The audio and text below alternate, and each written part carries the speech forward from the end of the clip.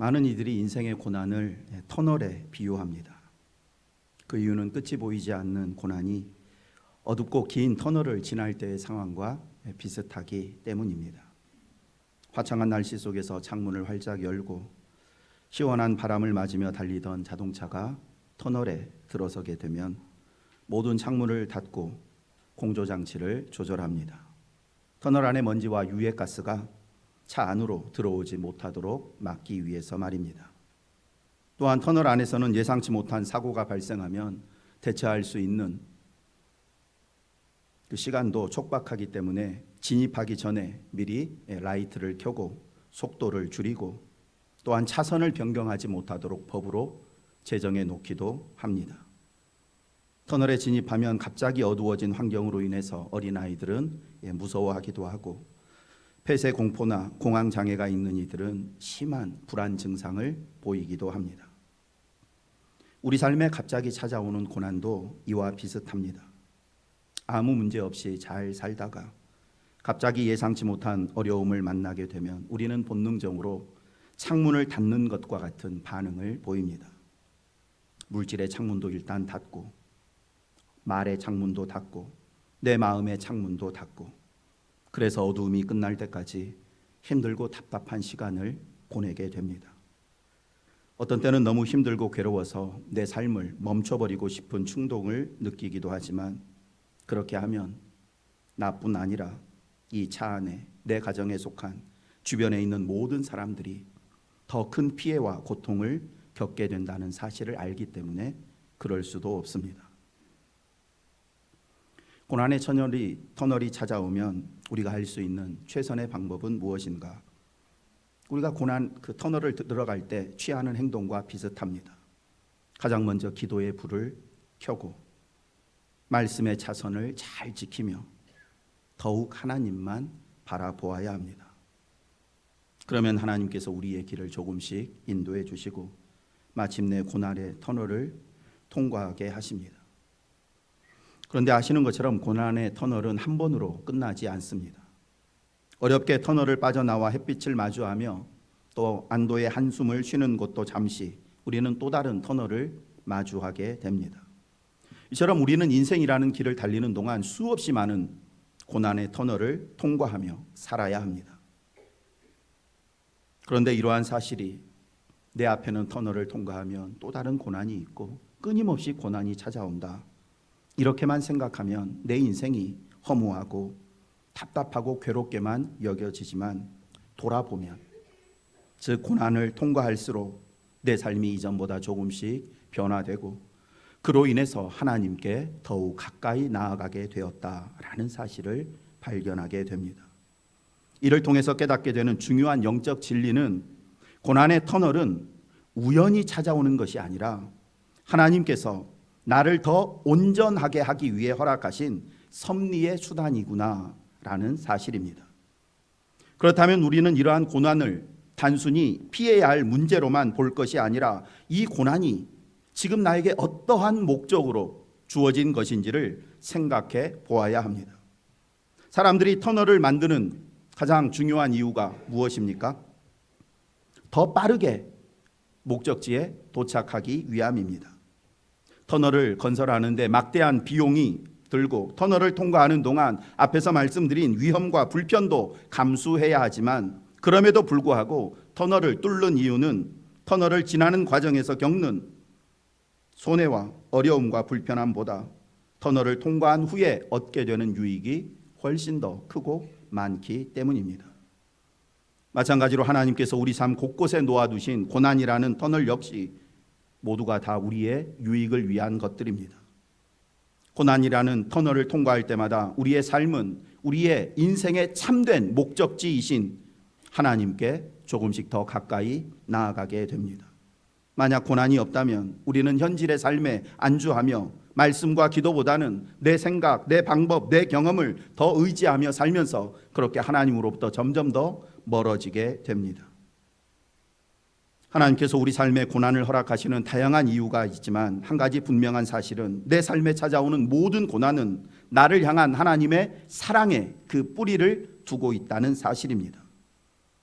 그러므로 우리는 고난의 크기, 고난의 길이 이런 것들에 관심을 둘 것이 아니라 내 삶에 찾아온 이 고난 속에 하나님의 마음이 어떤 마음이 담겨 있는지를 보기 위해 노력해야 합니다. 오늘 말씀의 제목은 우연은 없고 섭리만 있다입니다. 말씀 제목이 뭐라고요? 내 삶에 찾아오는 우연처럼 보이는 일들, 그리고 그냥 또 평범하게 보이는 일들, 이 모든 일들도 다 하나님의 섭리다라는 사실입니다. 그리고 뒤에서 말씀드리겠지만 하나님의 섭리는 항상 나를 유익하게 하는 쪽으로만 작동합니다.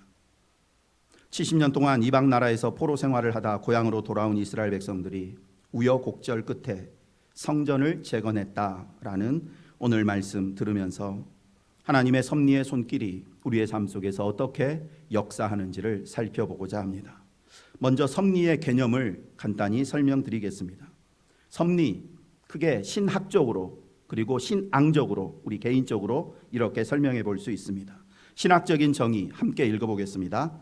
하나님께서 창조하신 모든 세계와 피조물을 그의 뜻과 계획에 따라 보존하시고 통치하시며 목적을 향해 인도하시는 지속적인 사역, 이것을 섭리라고 말합니다. 그러면 보다 더 구체적으로 개인적으로 나 개인이 이 섭리를 어떻게 이해해야 되는가 함께 읽어보겠습니다. 내 삶에 일어나는 모든 일이 하나님의 손길 안에 있으며 하나님께서 그것을 통해 나를 가장 선한 길로 인도하고 계심을 믿는 것, 이것이 뭐라고요? 섭리라고요. 하나님의 섭리. 내 삶 속에 일어나는, 나아가서 내 주변에, 더 나아가서 이 세상에 일어나는 모든 일들은 다 하나님의 손길 아래 있고 하나님께서는 그 모든 일들을 통해서 나를 하나님께로 더 가까이 나오게 하신다. 이것이 하나님의 섭리라는 말의 의미입니다. 이제 이와 같은 섭리의 개념을 생각하며 오늘 본문을 바라보게 되면 성전 재건 이야기는 단순한 역사의 기록이 아니라 하나님의 치밀하고도 세밀한 섭리의 손길의 역사라는 사실을 깨닫게 됩니다. 즉 겉으로 보면 사람 사는 세상 어디에서나 일반적으로 일어날 수 있는 일들이 사실은 하나님께서 그 모든 상황을 주관하셔서 하나님의 뜻을 이루어 가시는 섭리의 과정으로 삼으신다라는 사실입니다. 오늘 본문 1절과 2절입니다. 이에 다리오 왕이 조서를 내려 문서 창고 곧 바벨론의 보물을 쌓아둔 보물 정각에서 조사하게 하여 메데도 앙메다 궁에서 한 두루마리를 찾았으니 거기에 기록하였으되. 이 말씀을 겉으로 보면 신하들이 다리오 왕의 명령을 따라서 문서를 찾던 중에 앙메다 궁전에서 그 문서를 찾았다라고 평범한 진술로 읽을 수 있지만, 그러나 이 짧은 두 절 속에는 성전 재건의 운명이 달린 긴장감과 하나님의 섭리의 손길이 얼마나 놀랍게 역사하셨는지를 보여주는 긴장감이 이 짧은 썰 속에 담겨 있습니다. 다리오 왕이 문서를 찾아라 라고 하는 그 문서, 찾느냐 찾지 못하느냐, 그리고 그 문서에 어떤 내용이 기록되어 있느냐에 따라서 성전 재건을 시작한 이 공사가 완전히 중단돼 버릴 수도 있고 아니면 다시 힘을 얻어 재건될 수도 있는 상황입니다. 최근 왕과 사는 남자라는 영화가 엄청난 흥행을 일으켰는데, 이 영화는 어몽도라는 사람이 위험을 무릅쓰고 단종의 시신을 수습했다라는 이 짧은 이 한 구절의 역사적 전승에서 출발해서 그 영화 전체 이야기가 구성되었다고 합니다. 이런 차원에서 생각해 보면 에스라 6장 1절 2절을 배경으로 영화나 드라마를 제작한다면 이보다 훨씬 긴박하고 극적인 영화를 만들어낼 수 있습니다. 예루살렘 재건이라고 하는 이 사건을 가운데 두고 어떻게 해서든지 이 건축을 막으려고 했던 총독들이 당시 최강의 권력을 가진 바사 왕에게 불순한 의도를 가지고 조서를 올립니다. 이에 왕이 어떤 결정을 내리느냐에 따라 성전 건축뿐 아니라 이스라엘 백성 전체의 운명이 좌우될 수도 있습니다. 다리오 왕 역시 이 일의 중요성을 알았는지 결정을 내리기 전에 이 고소장에 기록되어 있는 내용이 사실인지 왕의 문서 창고에 가서 그 문서를 샅샅이 찾으라고 명령했습니다. 하지만 문서를 찾지 못했습니다. 여기에서 끝나고 이스라엘의 역사가 비극적으로 마칠 수 있었는데 이야기는 급반전되어서 성전이 재건되고 또 재건되는 과정에서 놀라운 하나님의 섭리의 손길이 작동함을 보게 됩니다. 이 모든 과정을 영화로 제작하면 얼마나 긴장감이 넘치는 영화가 될까? 1, 2절 역사적 배경을 좀 더 자세히 살펴보겠습니다. 바벨론 포로에서 돌아온 1차 귀환자들은 고향에 도착한 후 약 7개월 만에 없어져 버린 제단을 다시 세우고 잃어버렸던 예배를 다시 회복했습니다. 이후에 약 1년간의 준비 기간을 거쳐 성전 건축을 시작했습니다.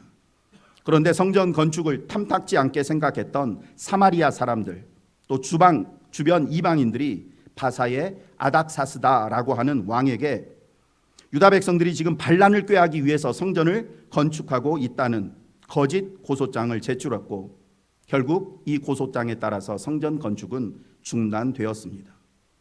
그렇게 성전의 기초만 놓인 채 약 14년 동안 성전은 방치되었습니다. 이에 하나님께서는 학개와 스가랴 선지자를 보내 성전 재건에 무관심한 백성들을 책망하셨고 선지자들의 권면을 들은 백성들은 자신들의 영적인 죄악과 게으름을 회개하고 다시 성전 건축을 재개했습니다. 그런데 얼마 지나지 않아서 이번에는 이스라엘 주변의 총독들이 오래전 아닥사스다 왕이 중단시킨 공사를 누가 다시 시작하라고 명령했느냐고 추궁하며 다리오 왕에게 이 사실을 고발합니다. 고발장에는 다음과 같은 내용이 기록되어 있었습니다. 다리오 왕이시여, 저희는 유브라데 건너편 땅을 관리하는 신하들인데 저희가 관리하는 지역 중에 유대라는 나라가 있습니다. 그런데 어느 날부턴가 유대 사람들이 성전을 세우고 성곽을 건축하고 있습니다. 그래서 누가 건축을 재개하라는 명령을 내렸냐고 물으니 바사의 초대 왕이신 고레스 왕이 그런 명령을 내렸다고 합니다. 그런데 그동안 자기들이 이런저런 사정으로 성전 건축을 하지 못하고 있다가 이번에 다시 시작하게 되었다고 말합니다. 그런데 저희는 이 말을 믿을 수가 없습니다. 그러니 과연 유대인들의 이 말이 사실인지 조사를 해보시고 왕께서 합당한 판단을 내려주십시오. 이게 고발장의 내용이었습니다. 5장 17절 말씀입니다. 이제 왕께서 좋게 여기시거든 바벨론에서 왕의 보물 정각에서 조사하사 과연 고레스 왕이 조서를 내려 하나님의 이 성전을 예루살렘에 다시 건축하라 하셨는지 보시고 왕은 이 일에 대하여 왕의 기쁘신 뜻을 우리에게 보이소서 하였더라. 이 고발장을 접수한 다리오 왕은 고레스 왕이 내린 조서가 실제로 존재하는지 확인하기 위해서 바벨론 궁에 있는 문서 창고를 조사하도록 명령했습니다. 하지만 아무리 찾아도 고레스 왕의 조서는 발견되지 않았습니다. 만약 이때 하나님의 섭리의 손길이 개입하지 않았다면 다리오 왕은 총독들의 고발을 사실로 받아들이고 유대인들이 거짓말했다고 판단하여 즉시 저들을 처벌하라고 명령 내렸을 것입니다. 그러나 하나님의 섭리의 손길은 보이지 않게 다리오 왕의 마음을 움직이셔서 바벨론 궁뿐만 아니라 메대 지방에 있는 앙메다 궁의 문서 창고도 찾아보도록 그런 명령을 내리도록 역사하셨습니다. 다리오 왕이 신하들에게 메대 지방에 있는 앙메다 궁의 문서 창고도 조사해보라 라고 명령한 이유는 당시 페르시아 왕들은 이 계절에 따라서 지역을 옮겨가며 제국을 다스렸기 때문입니다. 즉 봄과 가을에는 지금 있는 바벨론 궁에서 제국을 다스렸고 여름에는 오늘 본문에 나오는 앙메다 궁, 그리고 겨울에는 수산 궁에서 제국을 다스렸습니다. 그래서 다리오 왕은 혹시 모르니 앙메다 궁에 가서도 찾아보라고 명령했고 결국 그곳에서 고레스 왕의 조서를 발견하게 됩니다. 이는 전적인 하나님의 섭리라고밖에 설명할 수가 없습니다. 왜냐하면 당시 온 세상을 다스리던 제국의 왕이 제국의 저 변두리 한 지방에 있는 작은 건축물 하나 건축하는데 이렇게 깊은 관심을 가지고 재차 찾아보라고 명령을 내린다는 것은 결코 일반적인 일이 아니기 때문입니다. 하나님께서 바사왕 다리오의 마음을 움직이셨기에 가능했던 일이었습니다. 그래서 에스라는 6장 22절 말씀에서 이렇게 기록합니다. 즐거움으로 이랫동안 무교절을 지켰으니 이는 여호와께서 그들을 즐겁게 하시고 또 아수르 왕의 마음을 그들에게로 돌려 이스라엘의 하나님이신 하나님의 성전 건축하는 손을 힘있게 하도록 하셨음이었더라. 하나님께서 그렇게 하셨다고. 근데 여기에 아수르 왕이라고 표현되어 있는 이 왕은 오늘 본문에 나오는 바사의 다리오 왕을 지칭합니다. 바사가 아수르도 정복하고 바벨론도 정복했기 때문에 가끔씩 이 바사의 왕을 아수르 왕, 바벨론 왕 이렇게 표현하기도 했습니다. 아무튼 이 다리오 왕의 마음을 움직이셔서 성전 건축을 하게 하셨다라고 분명하게 성경은 말씀합니다. 그런데 하나님께서 다리오 왕의 마음을 움직여 예루살렘 성전을 건축하는 일을 힘있게 진행하도록 말씀하셨다는 이 본문을 읽으면 마음속에 한 가지 의문이 생겨납니다. 그렇다면 왜 14년 전에는 하나님께서 그렇게 하지 않으셨는가 하는 것입니다. 앞에서 잠시 말씀드린 것처럼 14년 전에도 성전을 건축하는 사마리아 사람들이 아닥사스다 왕에게 거짓 고소장을 제출한 적이 있습니다. 그런데 그때에는 하나님께서 아닥사스다 왕의 마음을 움직이지 않으셨고 아닥사스다는 그 거짓 조서에 따라서 성전 건축을 중단 명령을 내렸습니다. 그때에는 하나님의 섭리의 손길이 없었고 14년이 지난 지금에는 하나님의 섭리의 손길이 작동한 것일까요? 그렇지 않습니다. 그때에도 여전히 하나님의 섭리의 손길은 움직이고 있었습니다. 다만 아닥사스다 왕이 성전 건축을 중지시키도록 내버려 두시는 방식으로 섭리하신 것입니다. 서두에서 말씀드린 것처럼 우리 삶에 일어나는 모든 것은 하나님의 섭리 아래에 있습니다. 하나님의 섭리란 내가 원하는 쪽으로만 일어나는 것이 아니라 때로는 멈추게 하시고 방향을 트시고 중단하게 하시고 이 모든 것들이 다 섭리 가운데 있습니다. 그렇다면 왜 하나님께서 14년 전에는 막으시는 것, 성전 중단을 멈추게 하는 것으로 섭리하시고 14년이 지난 이후에는 성전 건축이 그 어려운 방해에도 불구하고 놀라운 방법으로 재개되게 하셨을까요? 하나님의 뜻을 다 알 수는 없지만 분명한 한 가지 사실은 성전 건축에 임하는 백성들의 자세가 그때와 지금이 달랐기 때문입니다. 14년 전 백성들 역시 고향으로 돌아온 감동과 말씀에 대한 순종으로 성전 건축을 시작했습니다. 그러나 문제는 그 감동과 순종이 지속되지 못했다는 것입니다. 시간이 흐르면서 생계에 대한 걱정과 염려가 커졌고 생각지 못한 반대에 부딪히자 성전 건축에 대한 확신이 흔들렸고 열정도 식어버렸습니다. 만약 이런 상황에서 하나님께서 아닥사스다 왕의 마음을 움직여 성전을 다시 건축하도록 허락하셨다고 해도 그들은 하나님께서 주신 그 기회를 은혜로 붙잡지 못하고 또다시 다른 핑계를 대며 멈추었을 것입니다. 왜냐하면 그들의 마음이 이미 먹고 사는 문제로 쏠렸고 하나님의 건축보다는 자신의 삶을 더 중요하게 여기는 마음으로 변해 있었기 때문입니다. 그러나 14년이 지난 지금은 다릅니다. 하나님께서 학개와 스가랴 선지자를 통해 들려주신 권면 그리고 약속의 말씀을 듣고 백성들의 믿음이 다시 깨어났습니다. 성전 건축은 해도 되고 하지 않아도 되는 선택의 문제가 아니라 우리가 반드시 해야 하는 순종, 하나님의 뜻이라는 확신이 생긴 것입니다. 그리고 실제로 상황은 이전보다 훨씬 더 어려웠지만 백성들은 멈출 생각이 없었습니다. 이전보다 더 강한 세력인 그전에는 사마리아 사람들이었지만 이번에는 주변 모든 지역을 다스리는 총독들이 방해하고 그래서 자칫하면 반역자로 몰려서 온 국민이 목숨을 잃을 수도 있는 위험천만한 상황이었습니다. 하지만 그들은 성전 건축을 멈출 마음이 없었습니다. 이 일은 하나님께서 시작하신 일이고 하나님께서 이루실 것이다. 그러니 우리는 순종해야 한다. 유다 백성들의 마음에 이와 같은 믿음과 담대함이 있었습니다. 하나님께서는 하나님의 말씀을 듣고 깨어난 백성들을 통해서 성전 건축이 어떤 방해에도 불구하고 계속 진행되도록 섭리하신 것입니다. 결국 우리가 하나님의 일을 행함에 있어서 가장 중요한 요소, 아니 전부라고 할 수 있는 것이 바로 믿음입니다.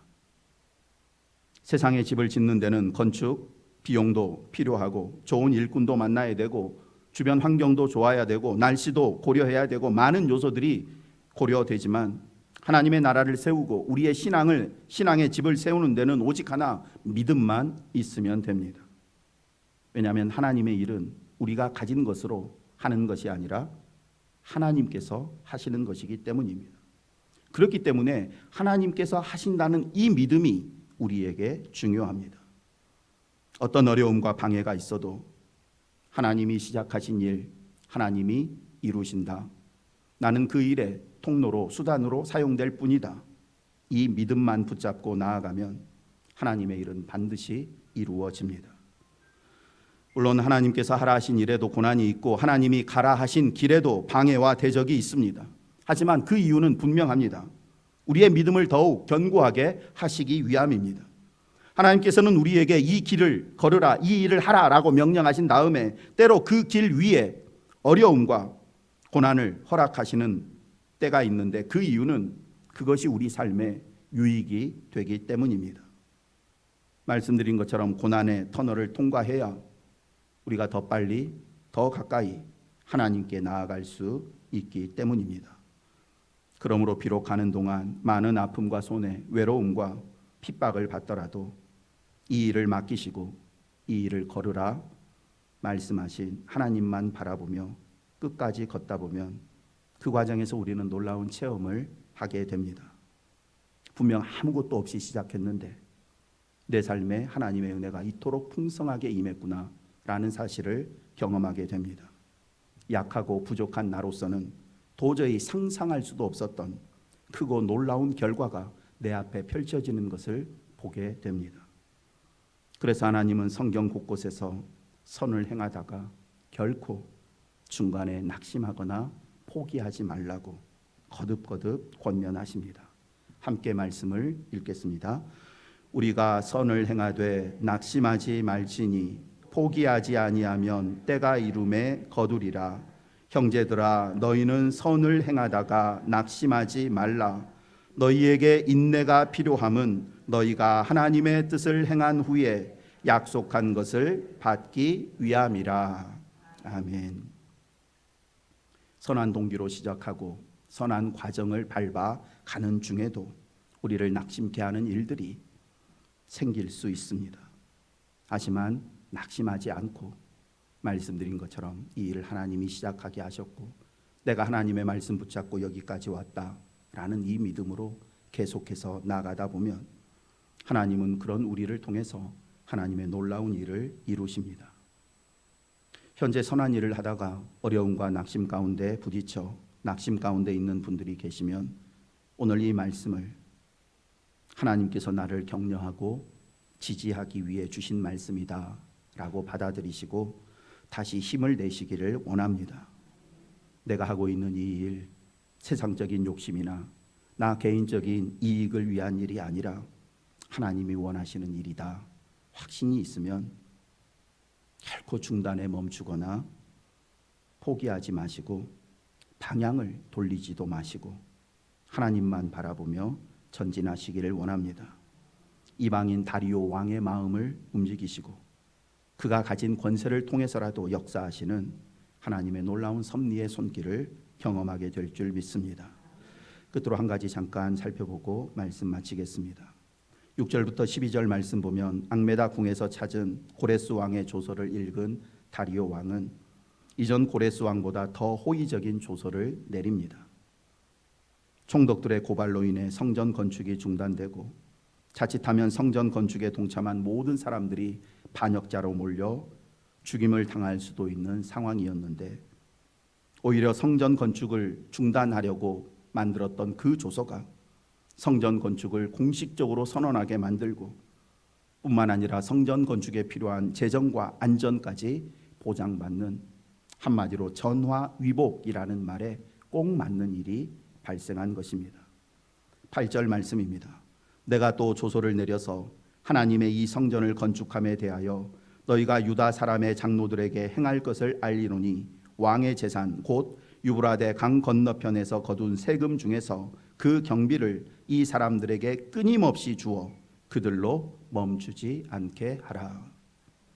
유브라데 강 건너편에서 거둔 세금, 이 말씀을 통해서 하나님의 섭리가 얼마나 놀랍게 역사하시는지를 다시 한번 보게 됩니다.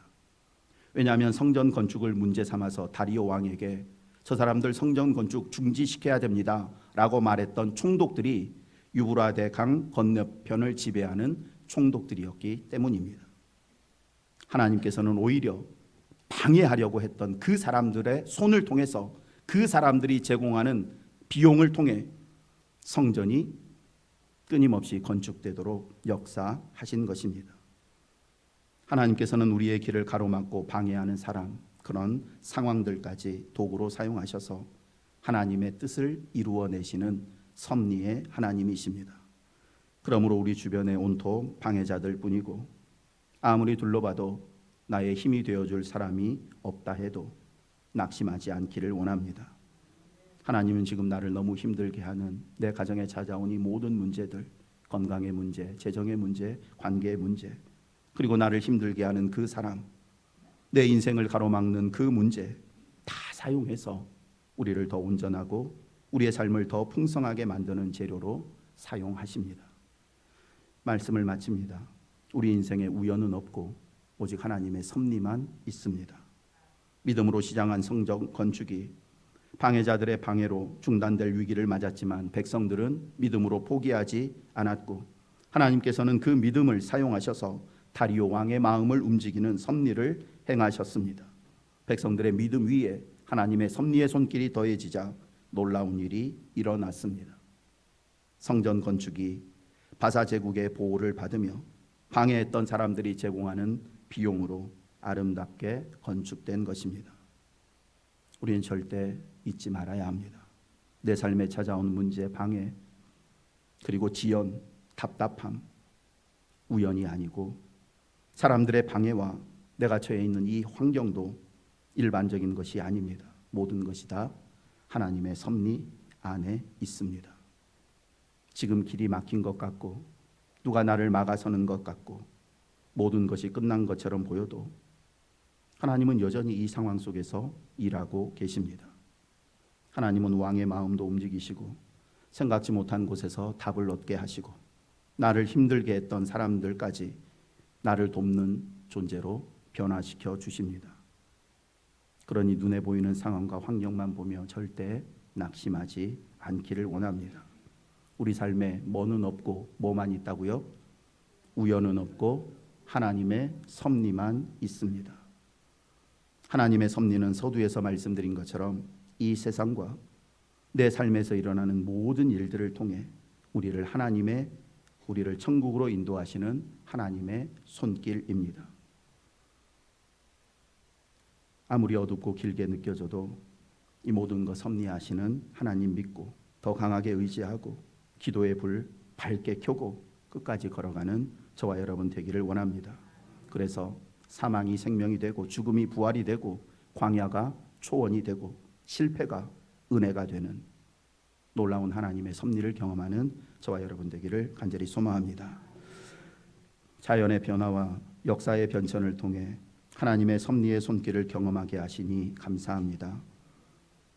지금 우리 사회와 교회와 많은 이들이 여러 가지 고난과 어려움에 처해 있지만 이 고난 앞에 주저앉지 않게 하시고 모든 것 주관하시며 섭리하시는 하나님의 지혜와 능력을 믿으며 꿋꿋이 순종의 길을 걷게 하옵소서. 실패와 좌절로 인해 괴로워하는 이들이 저희 교회를 찾아와 살아계신 하나님의 말씀을 들을 때 상한 심령이 회복되고 소망의 사람으로 변화되게 하여 주옵소서. 각종 질병과 사고와 노쇠함으로 고통 중에 있는 성도들 긍휼히 여겨주셔서 하나님 앞에 엎드려 간절히 기도드릴 때 신유의 역사를 일으키시사 약하고 병든 몸이 치유되고 회복되는 기쁨을 누리게 하여 주옵소서. 저희 교회 모든 성도들이 하나님의 섭리의 손길을 믿으며 한 마음 되어 교회 성장과 부흥을 위해 수고하게 하시고 그래서 저희 자녀 손손이 하늘의 풍성한 복과 땅의 기름짐의 복을 이 교회를 통해 누리게 하여 주옵소서. 예수님의 이름으로 기도드립니다. 아멘.